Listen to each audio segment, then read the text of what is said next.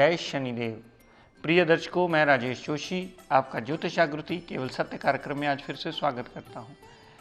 प्रिय दर्शकों, जैसा कि आप जानते हैं कि मंगलिक योग की चर्चा विस्तृत रूप से हर लगन कुंडली पर चल रही है और मेरी कोशिश ये है कि मैं हर लगन कुंडली में हर घर में मंगल की प्लेसमेंट से आपको बताऊं कि क्या कुंडली मंगलिक है या नहीं मंगलिक है। कल हमने वृश्चिक लगन की कुंडली तक फाइनल किया था, आज बात करते हैं धनु लगन की कुंडली। अब प्रिय दर्शकों, आप एक बात सोचकर हैरान होंगे या सुनकर आपको शायद अचंभा भी लगे कि धनु लगन की कुंडली में मंगलिक होता ही नहीं है। अब बात बड़ी अटपटी सी लगेगी, लेकिन बात शास्त्र सम्मत है। बात इवन के इसके श्लोक पंचांग तक में भी लिखे हैं और भी बहुत सी बुक्स में, नेट पे भी डिटेल, आप कहीं भी जाकर इसकी डिटेल पढ़ सकते हैं। धनु लगन की कुंडली में मंगलिक योग बनता ही नहीं है। मंगल कभी इतना बुरा प्रभाव देता ही नहीं है कि वो 7वें भाव पर पाप प्रभाव डालकर उसे खराब करे। क्यों?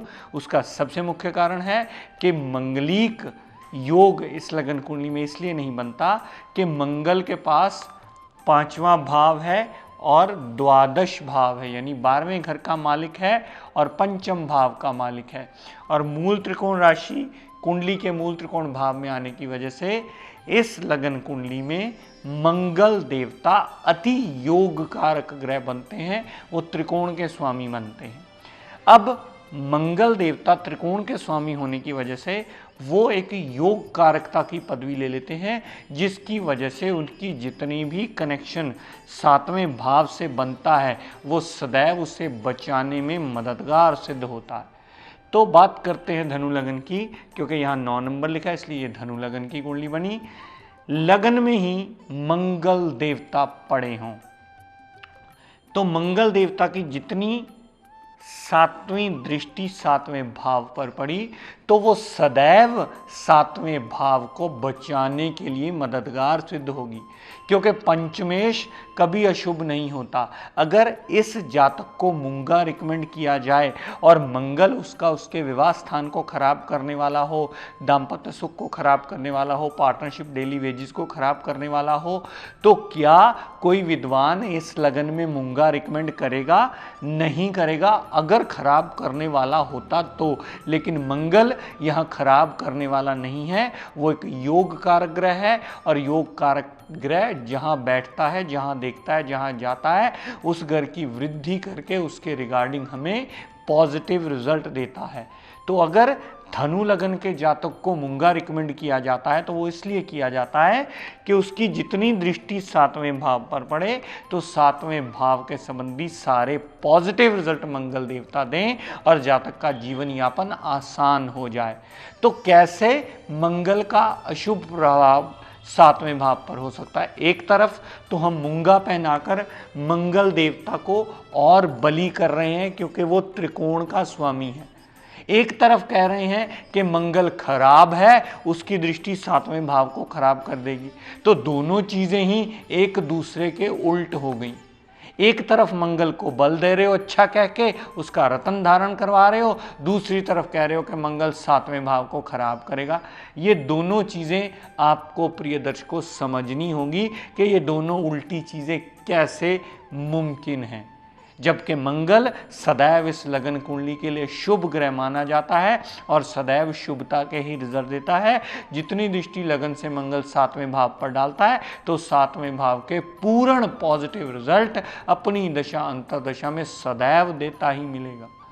तो कैसे हम मंगल को मार्केट में मान लें या कैसे जातक की कुंडली को मंगलिक मान लें? अगर हम मानते हैं तो इसका मतलब हम बात शास्त्र सम्मत नहीं कर रहे, हम कैलकुलेशन में बहुत बड़ी भूल कर रहे हैं।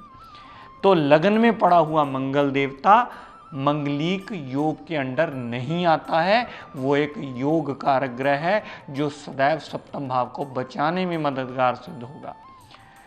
दर्शकों, बात करते हैं अगर मंगल 4थे भाव में पड़ा हो, त्रिकोण का स्वामी केंद्र में पड़ा हो, तो एक बहुत बड़ा राजयोग लेकर के बैठा होता है। तो यहाँ भी मंगल देवता जब 4थी दृष्टि 7वें भाव पर डालते हैं तो सदैव उसे बचाने के लिए मददगार सिद्ध होते हैं, क्योंकि यहाँ भी आपको बहुत सारे विद्वान मूंगा रिकमेंड कर सकते हैं। आप मूंगा पहन सकते हैं। क्या मूंगा आपको खराब करेगा चौथी दृष्टि सातवें भाव पर डालने पर? नहीं करेगा। क्यों नहीं करेगा? क्योंकि यहां भी वो एक योग कारक ग्रह है।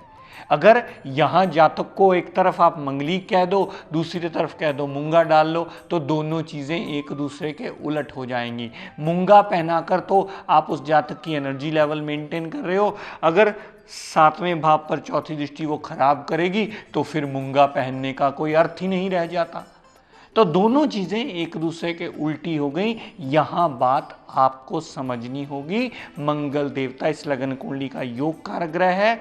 चौथे भाव में बैठकर जो चौथी दृष्टि सातवें भाव पर डालता है, सातवें भाव को भी सदैव अच्छा करने में, सदैव उसके रिगार्डिंग पॉजिटिव रिजल्ट देने में, सदैव उस घर को बचाने में मददगार सिद्ध होता है, क्योंकि मंगल एक योग कारक ग्रह है और योग कारक ग्रह की दृष्टि सदैव पॉजिटिव मानी जाती है। और मूंगा का पहनना भी सदैव सप्तम भाव के रिगार्डिंग पॉजिटिव रिजल्ट देने में वो बाध्य करता है जातक को। तो कैसे हम मूंगा ना पहनने की राय दे सकते हैं और कैसे मंगली कह सकते हैं? मूंगा पहनना अच्छे के लिए हो गया, मंगली बुरे के लिए हो गया, ये दोनों चीज़ें उल्टी हो गई। तो इसका मतलब हमारी कैलकुलेशन सही नहीं है। हमें अभी योग कारक और मारक का पूर्ण ज्ञान नहीं है। अगर ये ज्ञान हो जाएगा तो पता लग जाएगा मंगल देवता सप्तम भाव पर दृष्टि डालकर उसे बचाने वाला है, खराब करने वाला नहीं है। तो ये चौथे भाव में पड़ा हुआ भी मंगलिक योग के अंडर कंसिडर नहीं होगा, वो योग कारकता की पदवी में आएगा। दर्शकों, अगर मंगलदेव सप्तम भाव में स्वयं ही पड़े हों, पंचमेश उठकर सप्तम भाव में आ गया, यानी त्रिकोण का मालिक केंद्र में आ गया, हर विद्वान आपको मूंगा पहनने की राय देगा। लेकिन अगर मूंगा सप्तम भाव को खराब करने वाला है तो इसका मतलब उसका मंगल देवता का पहनने की राय देना ही व्यर्थ है। लेकिन क्या वो विद्वान गलत है जो आपको मूंगा पहनने की राय दे रहा है? नहीं, वो विद्वान गलत नहीं है जो मूंगा पहनने की राय दे रहा है। हाँ, उसकी कैलकुलेशन में गड़बड़ हो सकती है, वो योगाध्याय को पूरा ना पढ़ा हुआ तो ये गड़बड़ हो सकती है, क्योंकि सप्तम भाव में आया हुआ मंगल देवता सप्तम भाव की रक्षा करने में सदैव तत्पर होगा, क्योंकि वो एक कुंडली का योग कारक ग्रह है और मूंगा पहना हुआ सदैव योग कारकता में आता है। मूंगा पहना हुआ सदैव विवाह स्थान को, पार्टनरशिप, डेली वेजेस को बचा करके उसके रिगार्डिंग पॉजिटिव रिजल्ट देने में बाध्य होगा। तो सप्तम भाव में पड़ा हुआ मंगल देवता यानी इस कुंडली का पंचमेश भी सदैव शुभ माना जाएगा, वो मंगल योग के अंडर आता ही नहीं है। दर्शकों, बात करते हैं अष्टम भाव में अगर मंगल पड़ा हो नीच का। अगर नेचुरल ज़ोडियक को माने यानी मेष लगन की कुंडली लें तो यहाँ 8 नंबर राशि आती है जो कि जल राशि मानी जाती है, और धनु लगन की कुंडली एक ऐसी लगन कुंडली है जहाँ 4 नंबर अष्टम भाव में आता है तो वो भी एक जल राशि मानी हो जाती है। तो ये श्लोक बहुत सारी जगह लिखा गया है, आप उसकी नेट पर भी रिसर्च कर सकते हैं, पंचांग भी पढ़ सकते हैं, इसकी कोई भी बुक लेकर के कैंसिलेशन के पॉइंट्स की पढ़ सकते हैं, क्योंकि ये यहाँ पर आकर के अपनी जल राशि होने की वजह से अग्नि तत्व छोड़ देता है, लेकिन वो सिर्फ अष्टम भाव में और कर्क राशि पर ही होता है, ये और कहीं नहीं होता। और कहीं भी अगर नीच का मंगल पड़ा होगा तो उसकी नीचता कंसीडर करके उसे नेगेटिव कंसीडर किया जाएगा, लेकिन सिर्फ धनु लगन की कुंडली में ही ये श्लोक पंचांग तक में लिखा गया है कि अगर 8वें भाव में मंगल नीच का हो यानी कर्क राशि का हो तो मंगलिक योग कंसिडर नहीं होता।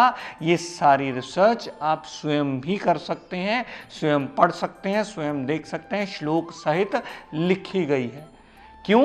क्योंकि ये अग्नि कारक ग्रह जल राशि में चला गया है और जल राशि में जाने से उसने अपना बलाबल नील कर दिया है। अग्नि कारक ग्रह जल राशि में चला जाए और नेचुरल ज़ोडियक भी वो जल राशि हो तो वो योग खत्म हो जाता है, वो योग अपना अशुभ प्रभाव देने के काबिल नहीं बनता। दर्शकों, बात करते हैं अगर मंगल 12वें भाव में पड़ा हो।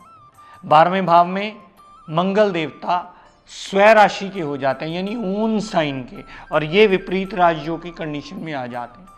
तो मंगल देवता का 12वें भाव में पड़ा होना यानी ओन साइन का पड़ा होना, यहां से जितनी 8वीं दृष्टि 7वें भाव पर डालता है वो सदैव 7वें भाव को बचाने के लिए तत्पर होती है, कभी भी नेगेटिव रिजल्ट दे ही नहीं सकती, क्योंकि मंगल देवता विपरीत राजयोग की स्थिति में आने से योग कारक के योग कारक ग्रह रहे और उसके रिजल्ट पॉजिटिव ही होंगे। वो नेगेटिव रिजल्ट देने में बाध्य है ही नहीं, वो पॉजिटिव रिजल्ट देने में बाध्य है। और जितनी दृष्टि 7वें भाव पर पड़ी, 7वें भाव को बचा करके, 7वें भाव की रक्षा करके जातक का जीवन यापन आसान करने में मददगार जरूर सिद्ध होगा, क्योंकि मंगल इस लगन कुंडली का योग कारक ग्रह है और अगर अपने ही घर में बैठ गया तो सदैव पॉजिटिव रिजल्ट देने में बाध्य हो जाएगा।